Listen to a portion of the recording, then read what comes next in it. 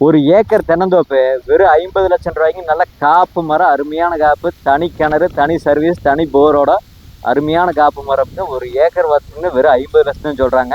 அதுன்னு கேளுங்க, நம்ம பழனி டு பொள்ளாச்சி மெயின் ரோட்ல கொங்கல் நகர்னு ஒரு ஏரியா இருக்குங்க. கொங்கல் நகர்ல லெஃப்ட்டுங்க, ஒரு கிராமத்துல கிட்டத்தட்ட 1,5 கிலோமீட்டர்ல ஒரு கிராமத்துலங்க. டோட்டல் 4 ஏக்கர் 80 சென்ட் தென்னந்தோப்புங்க. நல்ல காப்போட, அது ஒரு ஃபார்ம் ஹவுஸோட ஒரு தென்னந்தோப்பு சேலுக்கு வந்திருக்குது.